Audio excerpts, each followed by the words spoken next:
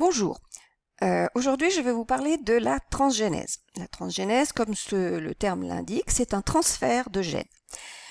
Dans le cadre qui nous intéresse, ça sera pour lutter contre un ravageur.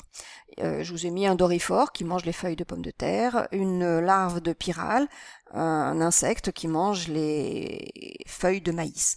Donc on cible la plante à protéger et le ravageur à détruire.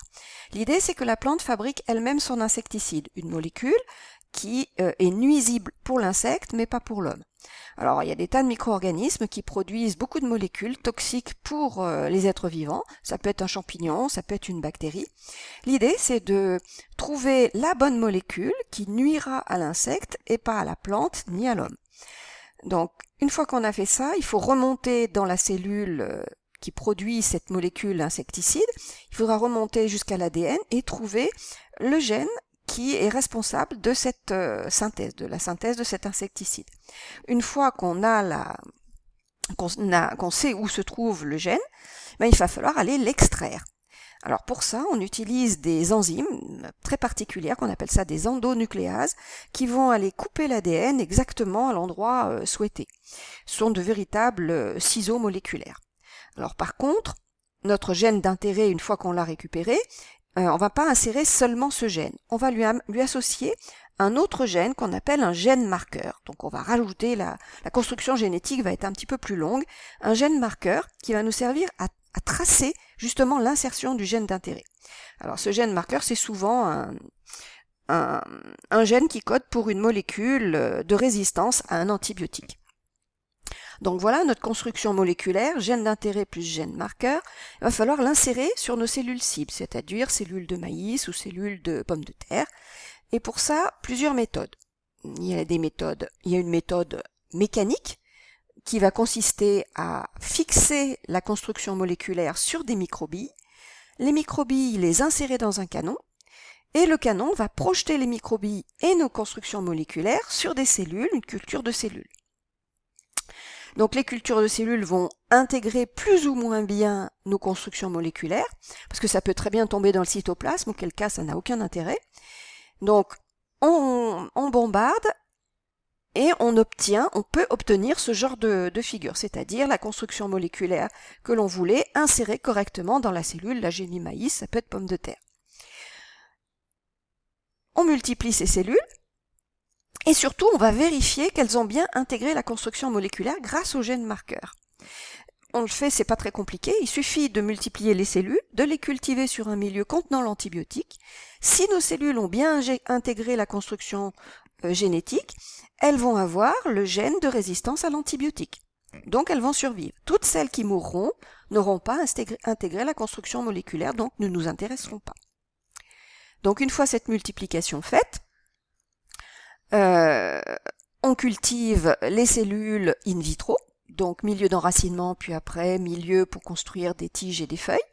On obtient des petites plantules, et avant l'insertion en plein champ, on vérifie qu'elles ont bien intégré le gène le gène d'intérêt, c'est-à-dire pour l'insecticide.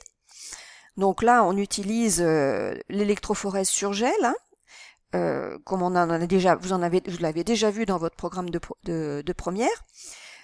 C'est une technique donc qui utilise l'électrophorèse, mais qu'on qualifie plutôt de Southern blot du scientifique qui a mis au point cette technique.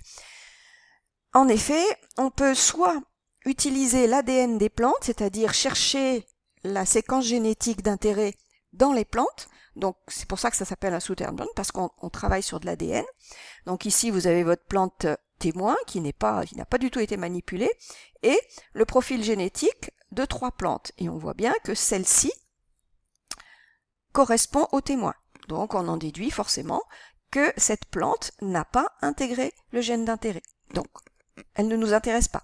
Par contre, les deux autres ont un profil génétique différent, donc ces deux plantes pourront être cultivées en plein champ. Il existe une autre technique, donc quand on travaille sur l'ADN, c'est Southern blot, sinon on parle de Western blot.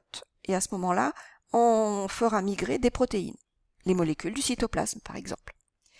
Autre méthode d'insertion de notre gène d'intérêt, c'est une méthode biologique. On va utiliser 2 bactéries.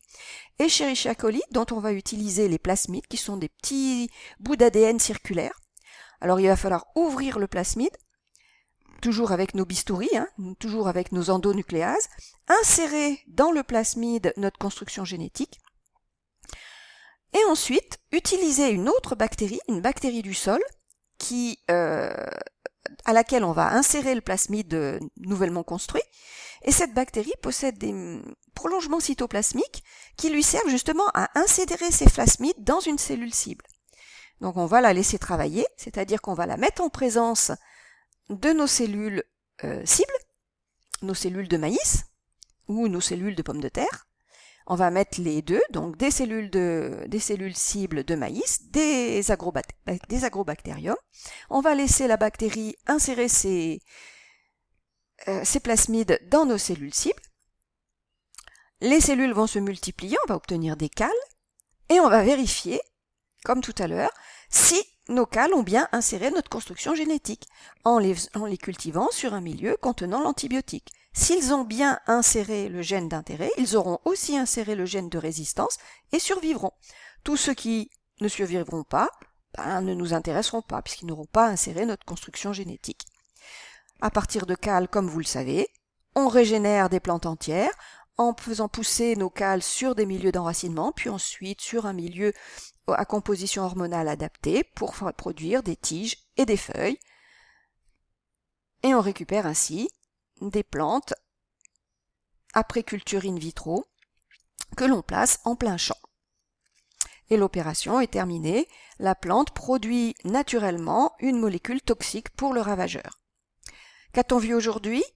Les enzymes de restriction, donc ciseaux moléculaires qui découpent l'ADN, utiliser un plasmide bactérien, donc un petit fragment d'ADN qui va servir de transporteur, pas dans toutes les techniques, mais au moins on a vu ça. Les gènes marqueurs qui ont un intérêt dans le traçage de l'insertion, si l'opération s'est bien déroulée ou pas. 2 techniques de vérification, Southern blot pour l'ADN et Western blot pour les protéines. Et enfin, les techniques de culture in vitro qui vont être bien utiles dans toute cette démarche. Voilà, je vous remercie de m'avoir écouté. À bientôt. Au revoir.